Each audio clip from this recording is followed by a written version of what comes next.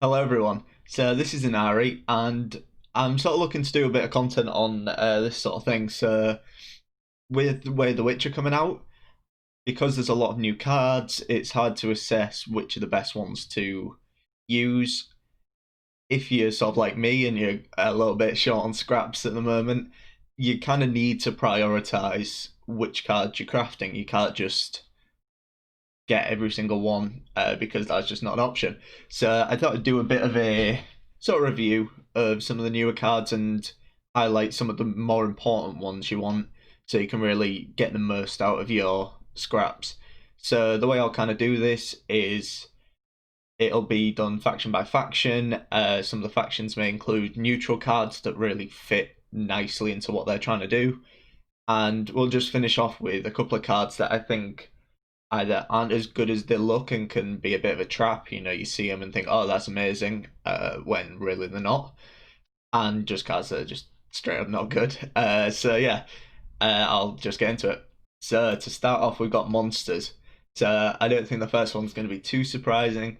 It's Vi. So Vi has a really powerful ability with the reshuffling into the deck, boosting by 3 each time. And because there's so many tutors in the game that monsters can take advantage of, it can just get out of control very quickly. I think, in all honesty, we're probably going to see a change at some point to Vi because I think it's a little bit too strong at the moment. It's not an automatic win, it's not going to destroy the game, but I think it needs turning down a bit. I think probably the best things that can be done to it is either dropping the base power or maybe making it diversion to get the 3 power boost and then make it, say, boost by 2 if it's not diversion. But yeah, I think something definitely needs doing to it. But I think at the moment, crafting by, if you're looking to play monsters, is a really good idea because it's kind of the center of arguably the strongest monsters deck right now. And nothing much more to say than the card is incredibly strong at the moment. One of the strongest cards to come out of the expansion for sure. And the second card actually isn't a monsters card, it's Idaran. So when I saw Idaran initially, I kind of thought, it's just a meme card, nothing much else. But the more I got to thinking about it, it really fits nicely into what monsters are trying to do because there's a lot more spawn effects in monsters than average. So you've got things like Caranthea and Dragalava, even like things like Neckers, for example, are spawning extra ones. Your Haunt is spawning units. And so Idaran synergizes really well with this. And there's the obvious synergy it has with Koshi, for example, each time when the Thrive pops, spawning more units, that sort of thing. So I would highly recommend crafting Idaran, and it's probably one of the more fun cards out there as well because it's more combo oriented and it's pretty fun to play. So I would highly recommend crafting Idaran. If you're looking to play Nilfgaard, I think the most important card for you to pick up is Ivar, uh, mainly because Ivar's really strong at the moment. It I feel like it's a really well designed card because a lot of control tools in effect are incentivized for you to hold on to and kind of use as late as possible when so your opponent plays the absolute best card and use your control tools on it. So it really incentivizes you to play greedy. And instead of CDPR just creating another control tool that you're looking to use in, last couple of cards, they made one that you really can't hold until later. You can't get too greedy with it. So not only does it give your opponents ways to play around it, it also incentivizes like a different way of approaching the game, looking to get as much value as you can without getting too greedy, which I think in general is a good learning experience for the game, learning when to take the value and when to kind of hold on to it. But beyond the actual design of the card, I think it's incredibly strong at the moment. It's toll removal that you also benefit from. It's in effect like Regis, because Regis has an older ability where it steals buffs, but it has the bonus of dropping a unit down to 4 and you gain it, and it's a deploy effect. So, yeah, Ivar's a really strong card at the moment. And the second card for Nilfgaard that I would recommend getting is Colgrim. So There is an archetype built around it. You wouldn't use Colgan on its own, but the deck itself is quite cheap. So you'd be wanting cards like Coated Weapons, you'd be wanting cards like Viper Witcher, and they're all rares and commons and things like that. It's a relatively cheap deck to build, but it's an entirely new archetype, and it's something really fun to try. And not only does Colgrim work in that archetype, it definitely has a place in decks like Mill, things like Hyperthin, for example. So I would highly recommend crafting it. I feel like it's quite flexible, and that's hard for me to say because of my first impressions. I berated Colgrim a little bit. I thought it looked quite bad, but I've been proven wrong. So yeah, have a look at Colgrim for sure. For Northern Realms, you're kind of looking at probably building like a Witcher build if you want to utilize the new cards. So things like Keldar and Adept, for example, that's a really nice combo of turning the students into 4 power units with shield, much like how Ethereal used to work, of just every turn being able to churn out these 4 power units from tokens. And instead of that, I wanted to look at some of the just solid cards, because obviously if you want to go that direction, you're going to pretty much want most of the new cards, so things like Berengar, things like Leah, all that sort of stuff. But the cards I wanted to focus on are the generally strong ones. So first one in that is Griffin Witcher. So Griffin Witcher is 4 power 1 point a turn engine, which is really good. And then at the back end of the game, it's going to deal 3 damage. And this just really reminded me of Herkia from Skellige Warriors, with that 1 point a turn, and you get the 3 points at the back end. Now, obviously, it's not as strong. It doesn't have the armor. It doesn't have Veil. You have less control over that final 3 damage, and you can lose value. For example, if you hit a 1 power target with the 3, and it kind of happens when you get down to that adrenaline point, you don't have control. But it is also 2 provisions cheaper, and plays for the same points in terms of raw points. Yeah, I was really impressed with that card, and I definitely think it's worth getting. And because it's so cheap, you really aren't losing too much if you craft it and don't like it too much. And the second one is another cheap rare card. It's Griffin Witcher Mentor. So I had a bit of a dislike for the card, but it definitely warmed in my eyes. So being able to mulligan is obviously really nice if you draw wrong, but the added bonus of the 2 points boost is really, really nice. So being able to shuffle through your deck is always a bonus because it reduces that RNG you get from just inherent in a CCG where you can just not draw the right cards. Being able to remove that is really, really nice. And because it only draws a unit, especially if you're using this at round 3, for example, you don't have a whole lot of units left in your deck. So say you've missed your Antaeus, for example, it can basically set up a situation where you have a 1 in 3 of getting your Antaeus, and if you're running 2, it could draw into the other Griffin Witcher Mentor. So you definitely have choices there for kind of dealing with that RNG. And yeah, I went from hating the card to loving it, so I'd recommend both those, and both pretty cheap. You're not really losing too much. So for scoia'tael just got so many tools this expansion, all based around this sort of movement build. So guerrilla tactics has gone from unusable to actually really good now, and one of the cards that stands out is obviously Gezrus. So Gezrus is a lot of points if you build towards that kind of stacking mentality of stacking your range row, stacking your opponent's melee row. But the added sort of bonus is you don't need to build too heavily into Swarm or anything like that to be getting the value of the buff every turn. You know, even 4 units, for example, you're going to be getting 4 points a turn, which is huge. And if that happens twice, for example, Gezrus has already played for 13, and that's sort of a conservative, like low ball kind of situation. So, highly recommend getting Gezrus. It kind of works really well, even just outside of building right into movement. It's just a very, very strong card. And yeah, there's really not too many downsides beyond it being 5 power, so it's relatively easy to remove. The one thing you just need to be careful of is you want to be playing this when the adrenaline's active.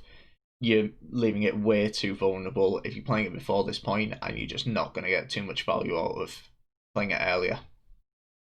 And the other card for scoia'tael you want to be getting is Cat Witcher. So Cat Witcher is really, really good. Much like I was saying about with Griffin Witcher, 1.10 engine, 4 power. However, Cat Witcher is kind of like that, but better. So you obviously have the downside of if there isn't a unit on birth rows, you won't be getting any points. But because there's so many movement tools available most of the time, this isn't really a problem. And if your opponent's row stacking to limit the value on your Cat Witchers, then all of your row punish kind of cards are going to be getting extra value.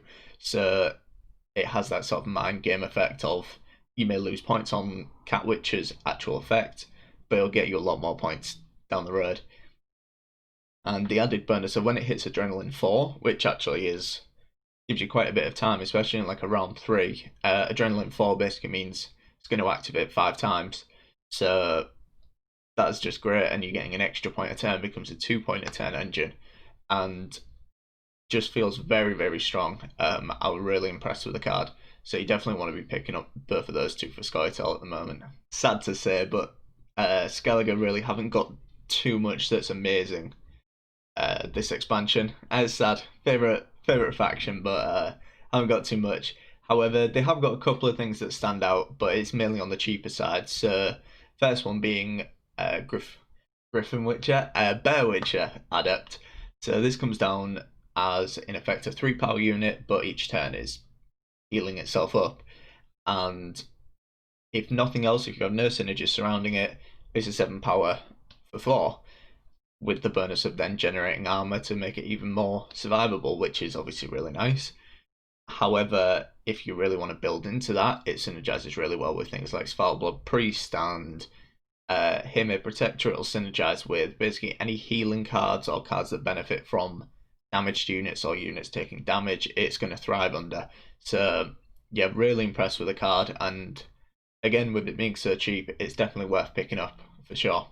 And the other card for Skellige, which you probably want to be picking up, would be Arnegad.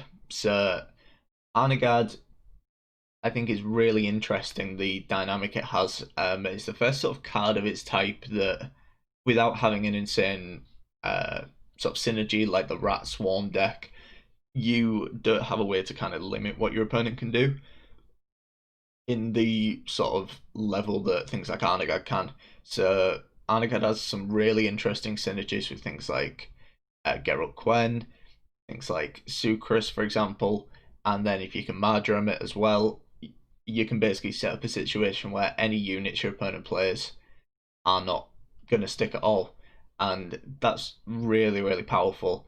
I think it's a tentative one of me suggesting picking it up, because I think you only want to be crafting this if you're looking to really build that combo with things like Sucrus and units like that, but it's definitely an interesting one to try out. So yeah, that would be my second suggestion for Skellige.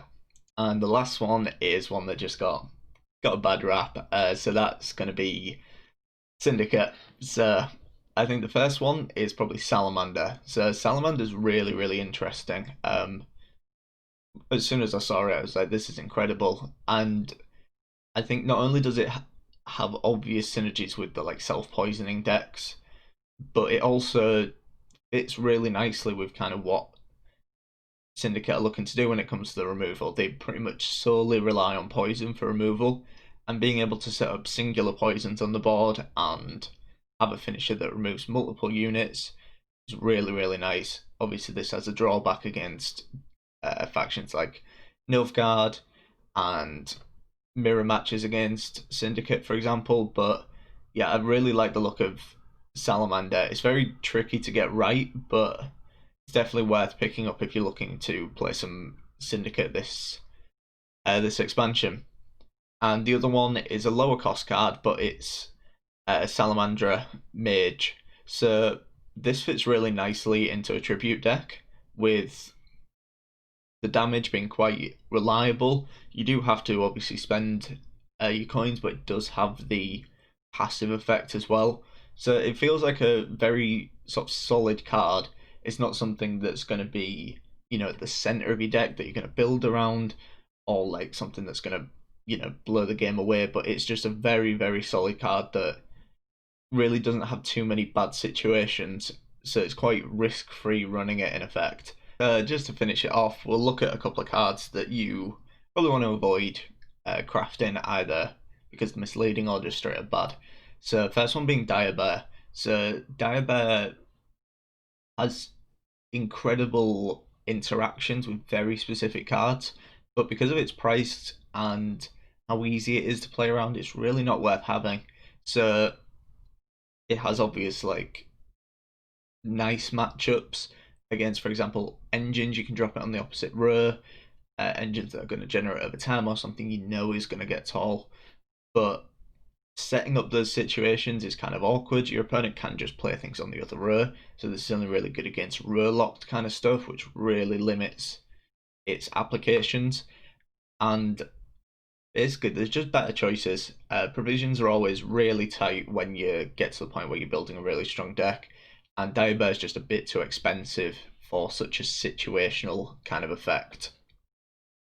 The next one will be Maxi, and I don't know what to say beyond this, that it's just a bad card. Doesn't really have any synergies. It's like 6 power.